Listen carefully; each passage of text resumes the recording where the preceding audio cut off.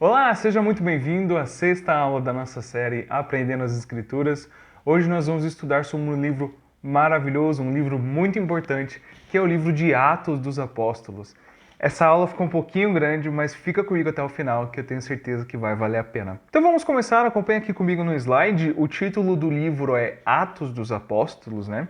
Ele possui 28 capítulos. Acredita-se que esse livro foi escrito ali por volta do ano 63 depois de Cristo, né? E tem um argumento que sustenta essa data, que é o argumento que diz que o livro ele só registra fatos ocorridos até essa data, né? Ele não registra nenhum acontecimento posterior, depois do ano de 63 depois de Cristo, né? O último acontecimento registrado no livro de Atos dos Apóstolos é a primeira prisão do apóstolo Paulo na cidade de Roma. E historiadores acreditam que essa prisão, esse fato, ocorreu ali em meados do ano 63 depois de Cristo. Então, a ideia que se tem é que quem escreveu o livro de Atos registrou nesse livro tudo o que ele sabia até essa data, né? E tudo que ele pôde pesquisar e registrar até essa data. Então, essa é a data mais aceita para o livro de Atos, porque ele não fala, não registra nenhum acontecimento depois dessa data. Certamente, se o autor soubesse do resultado dos eventos que acontecem no final de Atos, com certeza ele teria escrito. Como ele não escreve, a gente aceita essa data de 63 depois de Cristo. E quanto ao local onde o livro de Atos foi escrito, nós não temos como afirmar com certeza aonde ele foi escrito, portanto nós dizemos que não sabemos ao certo aonde o livro de Atos foi escrito, ok? Seguindo adiante, falando sobre o autor, mais uma vez a autoria é acreditada a Lucas, também conhecido como o médico amado, né? Se você quiser mais informações sobre Lucas, é só voltar na aula de número 4, onde a gente explica um pouquinho sobre o autor do Evangelho de Lucas, né? Mas aqui é um resumo rápido. Lucas ele se converteu em Troade e respondeu ao chamado para evangelizar na Macedônia, ao lado de Paulo, né?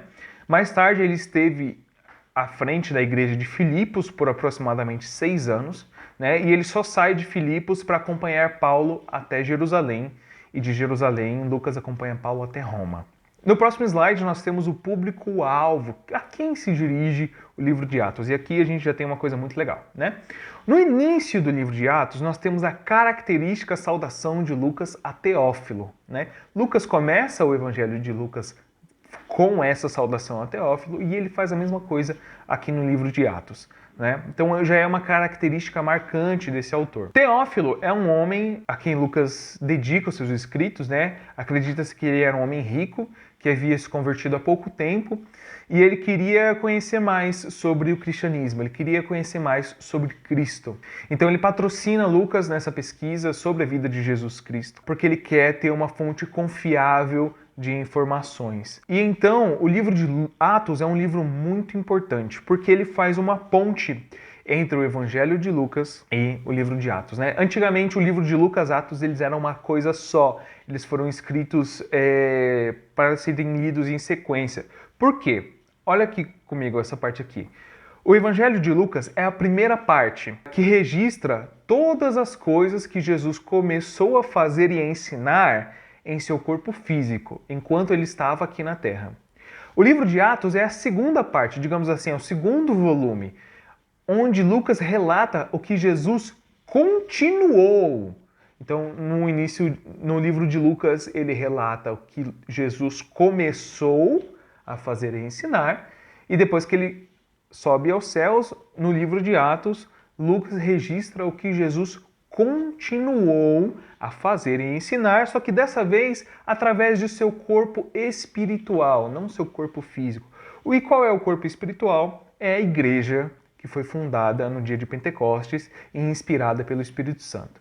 Então o livro de Lucas registra o que Jesus fez e ensinou enquanto ele estava aqui, corporealmente, presencialmente na terra, e o livro de Atos mostra o que Jesus continuou a fazer e ensinar, agora através da igreja. Portanto, agora que a gente sabe disso, qual é o público-alvo desse livro, do livro de Atos? A gente conclui que é um documento sobre a história da igreja, é um documento histórico, destinado para a igreja.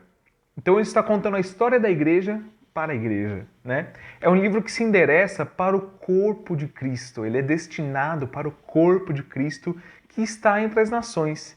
E ele se direciona a todos que querem saber como que foram os primeiros anos da igreja, como que foram as primeiras perseguições, como foram os primeiros movimentos de expansão, como que a igreja se expandiu no começo e se espalhou entre as nações e chegou a lugares inimagináveis, né? Chegou aqui, chegou até nós. Então, o livro de Atos ele registra esse começo da igreja. Ele é um documento histórico que conta a história da igreja para a igreja. E aqui a gente começa já a entrar no livro de Atos de fato. Eu queria começar falando sobre a organização do livro de Atos. Como a gente viu lá na aula sobre Lucas, a gente viu que Lucas ele era um médico, uma pessoa muito organizada, muito metódica, e isso se reflete aqui também no livro de Atos. Que é o seguinte, o verso-chave para a gente entender o livro de Atos, e até mesmo o nosso propósito como igreja, né, ele está contido em Atos 1:8, onde Jesus diz o seguinte: mas receberão poder quando o Espírito Santo descer sobre vocês, e vocês serão minhas testemunhas em Jerusalém, em toda a Judéia e Samaria e até os confins da terra. E esse verso contém inteiramente a ordem dos acontecimentos do livro de Atos e a estrutura do livro de Atos. Esse versículo ele é como se fosse um índice do livro de Atos. Porque acompanha comigo aqui. A descida do Espírito Santo, né? Jesus fala, vocês receberão poder quando o Espírito descer sobre vocês. A descida do Espírito Santo e a igreja, o relato de como era a igreja em Jerusalém, está contida nos capítulos de 1 a 7 do livro de Atos. A igreja na Judéia e na Samaria está registrada no capítulo 8 de Atos. E aí, a partir depois disso, nós temos a conversão de Saulo, Cornélio e a fundação da igreja em Antioquia. Eu vou falar mais para frente sobre essa igreja, que é uma igreja muito importante. Isso está registrado nos capítulos 9 a 12 do livro de Atos. E por fim, né, até os confins da terra, onde você tem as missões do apóstolo Paulo, está registrado nos capítulos 13 a 28 do livro de Atos. Então só esse versinho, ele é como se fosse um índice, ele mostra para a gente a estrutura desse livro. Vamos lá, seguindo para o próximo tópico, impulsionados pelo Espírito. Lê comigo aqui essa escritura que está em Atos 1, 7 e 8, onde Jesus diz o seguinte: não lhes compete saber os tempos ou as datas que o Pai estabeleceu pela sua própria autoridade, mas receberão poder quando o Espírito Santo descer sobre vocês e vocês serão as minhas testemunhas. Só até aqui. Porque isso é algo muito importante. O Espírito Santo tem uma ação muito grande, muito importante no livro de Atos, né? Antes de subir aos céus, Jesus ele é questionado por aqueles que estavam assistindo quando que o reino de Israel viria, né? Quando seria restaurado o reino de Israel. E o que aquela galera tinha em mente para fazer essa pergunta para Jesus? Eles estavam esperando um reino físico, um reino material, um reino político que fosse tirar eles do domínio de Roma. Mas logo Jesus explica para os seus ouvintes que o poder da igreja não vem da política, o poder da igreja vem do Espírito Santo. O poder não vem de homens, mas de Deus. Então, o que Jesus queria que eles se atentassem era a pregação do Evangelho. E o reino, né, expandir o reino de Deus através da pregação do Evangelho. E não um reino deste mundo. Por isso que Jesus fala, não importa vocês saberem as datas do reino, né, quando o reino vai ser estabelecido, porque esse reino ele é um reino espiritual. O verdadeiro poder vocês vão receber quando o Espírito Santo descer sobre vocês, e aí vocês serão as minhas testemunhas. Vocês vão testemunhar sobre mim para o mundo. Então Jesus promete, mais uma vez, porque ele já tinha prometido antes, que eles seriam revestidos de poder. E esse revestimento de poder do Espírito Santo, ele tem um propósito, que é o testemunho público do Evangelho. O batismo com o Espírito Santo serve para impulsionar o testemunho público do Evangelho diante do mundo. E esse é o ponto central do livro de Atos. Essa é a maravilha do livro de Atos, porque pessoas comuns foram capazes de fazer coisas extraordinárias através da ação do Espírito Santo em suas vidas, né?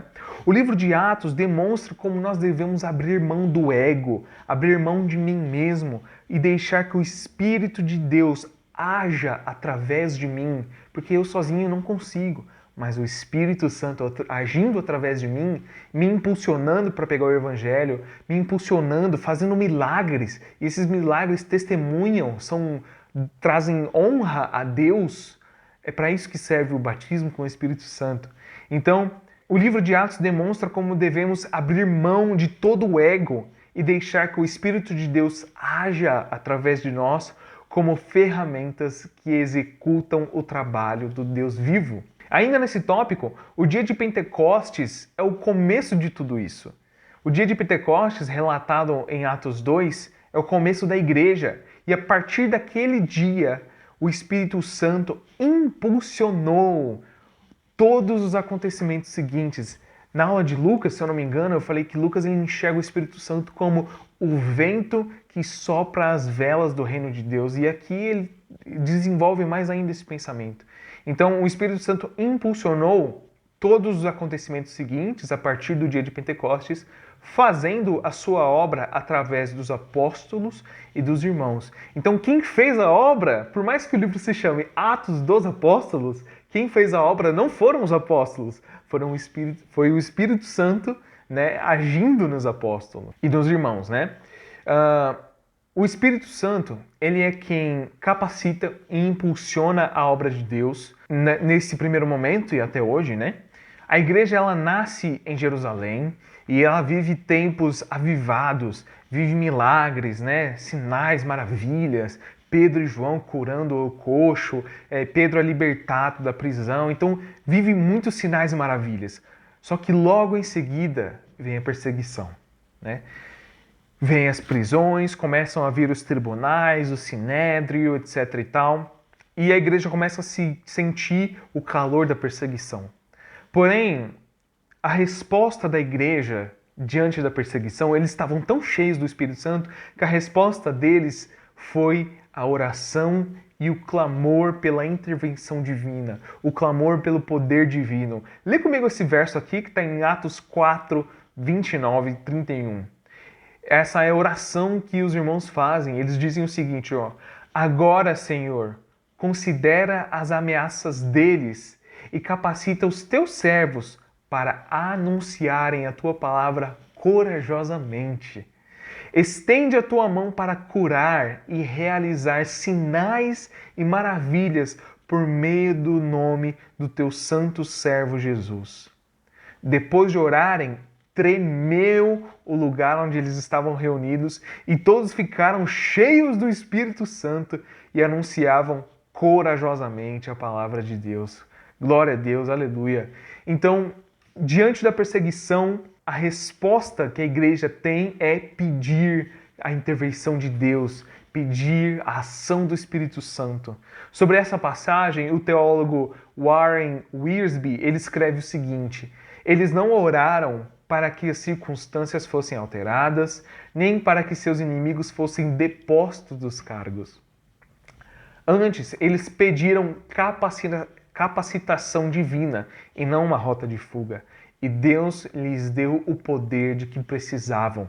Diante da perseguição, eles pediram mais poder, mais Espírito Santo para anunciar com ousadia. Algumas Bíblias dizem, eles anunciavam com ousadia a palavra de Deus. A perseguição, ela acaba aumentando em Jerusalém. E ela aumenta até certo ponto onde ocorre a prisão e o martírio de um diácono da igreja. Os diáconos são instituídos no capítulo 7 do livro de Atos, né? E um dos nomes que estavam lá naquela lista, dos primeiros diáconos, era esse jovem aqui, Estevão, o primeiro mártir. O texto de Atos relata que uma grande onda de perseguição varreu Jerusalém naquele dia. Quando Estevão foi morto, né? Depois da morte dele, começou uma grande perseguição naquele dia em Jerusalém. Só que a perseguição faz com a igreja aquilo que o vento faz com a semente. Espalha e aumenta a colheita.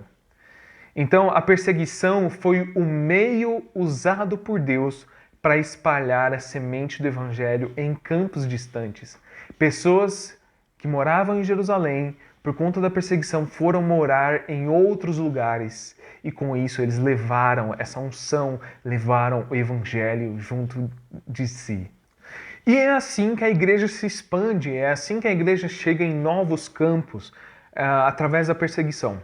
Por conta da perseguição, o evangelho chega até Samaria, como Jesus disse que chegaria, né? Seria um testemunha em Samaria e na Judéia. O evangelho chega em Samaria através de Filipe e não demora muito até que o Espírito Santo desça sobre aquelas pessoas também, derrubando o muro de inimizade que havia entre judeus e os samaritanos, né? No corpo de Cristo eles estão unidos. Logo em seguida, acontece algo incrível, né? Que o perseguidor se torna perseguido, né? Saulo de Tarso, que era o carrasco da igreja, ele que prendia, que matava, que batia nos cristãos com o aval das lideranças judaicas, ele é convertido na estrada de Damasco. Aquele que açoitava agora sofre os açoites por conta do Evangelho de Cristo. Aquele que prendia agora vive constantemente em prisões por conta da palavra. Aquele que trabalhava dia e noite para impedir o avanço do reino de Deus agora se torna o seu maior missionário, levando o nome do Senhor aos gentios, aos reis e aos filhos de Israel. E aqui tem uma coisa interessante, né? Paulo, ele é tido pela tradição cristã como o apóstolo dos gentios. O que é verdade, ele é realmente o apóstolo dos gentios. Mas na narrativa que Lucas faz no livro de Atos, o primeiro contato da igreja com um gentio se dá através de Pedro e da conversão de Cornélio. Então, nos capítulos de 10 a 12 do livro de Atos, Lucas ele vai narrar esse encontro de Pedro e Cornélio e também ele vai narrar as repercussões que esse encontro teve dentro da igreja de Jerusalém, né? E Pedro ele vai argumentar, ele vai falar o que aconteceu e diante dos incontestáveis fatos que Pedro apresenta para a igreja, né? Eles começam a entender que agora o arrependimento também era oferecido aos gentios e não só aos judeus, né? Não só o arrependimento, como o batismo no Espírito Santo, agora também está sendo oferecido aos gentios. E agora que o arrependimento também está sendo oferecido aos gentios, como que para endossar a abertura dessa nova seara, Lucas registra a fundação da igreja de Antioquia, que é uma igreja importantíssima para o avanço do evangelho. Essa igreja, de novo, ela nasce por conta da perseguição desencadeada pela morte de Estevão e logo ela se torna um polo muito importante do cristianismo. Nessa igreja nós temos dois nomes muito importantes, que é Barnabé e Paulo, que quando eles chegam em Antioquia, eles, como representantes da igreja de Jerusalém, eles são enviados para lá pela igreja de Jerusalém. Eles passam ali um ano ensinando o evangelho, ensinando as escrituras para o povo que morava ali. E ali, pela primeira vez, eles passaram a ser chamados de cristãos. E veja só que interessante. A palavra cristão, nesse texto, significa pequeno Cristo, ou gente parecida com Cristo, ou ainda pertencente ao partido de Cristo. E isso foi um apelido, entre aspas, dado pelo povo de Antioquia aos discípulos, porque era aquilo que eles mais se destacava nas suas vidas, né? Porque era de Cristo que os apóstolos falavam, era a Cristo, esse tal de Cristo que eles cantavam louvores, e era Cristo que eles viam na vida dos apóstolos. Então eles foram apelidados de cristãos, né? De pequenos cristos. E aí surgiu esse termo, cristão, na igreja de Antioquia, com o apóstolo Barnabé e o apóstolo Paulo. E é partindo de Antioquia que o Espírito ordena que Paulo e Barnabé sejam separados para a obra missionária. A primeira viagem missionária do apóstolo Paulo é registrada nos capítulos 13 e 14 do livro de Atos. No capítulo 15, nós temos uma breve pausa nas missões para registrar o primeiro concílio da igreja, conhecido como o Concílio de Jerusalém. Mas logo ao fim do capítulo, assim, bem no finalzinho do capítulo 15, as missões já são retomadas, né? E aí a gente tem o registro da segunda viagem missionária do apóstolo Paulo, que começa, como eu falei, no finzinho do capítulo 15 e vai terminar lá no capítulo 18, versículo 22. Nos capítulos 19 a 21, nós temos a terceira e última viagem missionária do apóstolo Paulo que se tem registro na Bíblia. Porque depois que ele termina essa missão, ele volta para Jerusalém. E indo para Jerusalém, ele sabe que ele seria preso. Mas ele foi para lá mesmo assim. E nos capítulos seguintes, né, a partir do capítulo 21, nós temos uma série de julgamentos, prisões, as defesas, os discursos de defesa do apóstolo Paulo perante os líderes judaicos, perante os governadores romanos. Nós temos um registro assim de todo o processo judicial do apóstolo Paulo, né? Só que em Jerusalém haviam muitas pessoas que queriam acabar com a vida de Paulo, queriam matar Paulo a qualquer custo. Então acabou que ficou insustentável Paulo permanecer em Jerusalém. Daí ele é transferido de uma prisão de Jerusalém para uma prisão em Cesareia.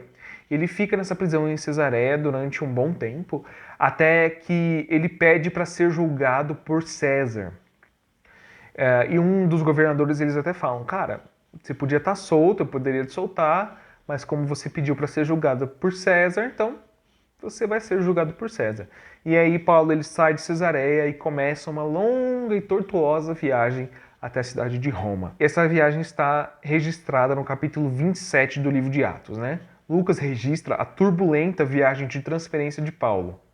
Mas, apesar dos transtornos, Paulo consegue chegar em Roma. Na cidade de Roma, ele fica em prisão domiciliar durante 2 anos, numa casa que ele alugada por ele mesmo, né? Essa informação a gente tem em Atos 28, 30. E nessa casa, onde ele fica preso, prisão domiciliar, ele mantinha as portas abertas para qualquer pessoa que desejasse entrar e conversar sobre as coisas do reino de Deus. Nós temos registros históricos que nos informam que ele permanecia acorrentado a um guarda, e o turno desse guarda durava 6 horas, e esse guarda ele era obrigado a ouvir Paulo pregar e orar e ensinar. Então não é de se surpreender que muitos desses guardas acabaram se convertendo, acabaram sendo salvos, né? Em uma das cartas ele diz que todos da casa de César, né, todos do pretório. Pretório é, digamos assim, o batalhão que esses guardas pertenciam, saúdam a pessoa. Se eu não me engano, é uma carta a Timóteo, ele escreve isso, né? Ou seja, tiveram guardas romanos que foram convertidos ouvindo a pregação do apóstolo Paulo. E assim, nesse contexto, é que termina o livro de Atos. Paulo ele fica preso em Roma durante 2 anos nessa prisão domiciliar. Mas Lucas ele não registra a audiência de Paulo perante César. Ele não registra o resultado dessa audiência. Como eu falei lá no começo da aula, eu tenho certeza que se Lucas soubesse do resultado da audiência, ele teria escrito. Mas como ele não escreve, então entende-se de que ela ainda não tinha acontecido, e Lucas ele escreveu tudo o que ele sabia até aquele momento. Nesses 2 anos que Paulo passa preso em Roma, ele escreve diversas cartas. Ele escreve cartas aos Filipenses, aos Efésios, aos Colossenses e uma carta pessoal a Filemon. E nessas cartas, se você lê, você percebe que Paulo ele demonstra ter esperanças de ser libertado. O que a maioria dos estudiosos acredita que realmente aconteceu. Depois desses 2 anos ele foi libertado. Ele continuou seu ministério viajando e visitando as igrejas. Mais tarde, Paulo foi preso de novo. Só que nessa outra prisão, ele teve um tratamento muito diferente. Ao invés de ser preso num regime domiciliar, ele foi lançado em uma masmorra úmida, fria e insalubre, e ele foi tratado como um criminoso qualquer. E Paulo, de certa forma, ele já estava acostumado com as prisões. Mas o que entristeceu a alma do apóstolo nessa segunda prisão em Roma foi ser abandonado pelos cristãos romanos. Ele estava acostumado a ser preso, mas ele ser abandonado pelos irmãos da fé foi o que mais machucou ele. E ele escreve que somente Lucas estava com ele nessa segunda prisão. E nessa segunda prisão ele teve saudade de Timóteo e de Marcos. E ele desejou que os seus discípulos estivessem ao lado dele. E ainda assim, na sua última carta, antes de morrer, que foi uma carta escrita a Timóteo, o seu grande sucessor, ele escreve o seguinte: está próximo o tempo da minha partida. Combati o bom combate, terminei a corrida, guardei a fé. E agora me está reservada a coroa da justiça, que o Senhor, justo juiz, me dará naquele dia. E não somente a mim, mas também a todos que amam a sua vinda. Acredita-se que a segunda carta a Timóteo tenha sido a última carta que ele escreveu antes de morrer. O livro de Atos ele registra os acontecimentos da igreja, como eu falei, né, os anos iniciais da igreja, mas a partir de certo ponto ele se torna um registro da vida do apóstolo Paulo. Mas Paulo, ele carrega a essência do livro de Atos. E esse apóstolo, impulsionado pelo Espírito Santo, assim como tantos outros, ele alargou as fronteiras do reino de Deus, levando o evangelho onde quer que ele fosse. Se ele estava preso, ele pregava para o pessoal da prisão. Se ele estava em liberdade, ele pregava para os judeus, para quem quisesse ouvir. Aonde quer que ele fosse, ele levava o evangelho. Ele era impulsionado e sustentado pelo Espírito Santo de Deus.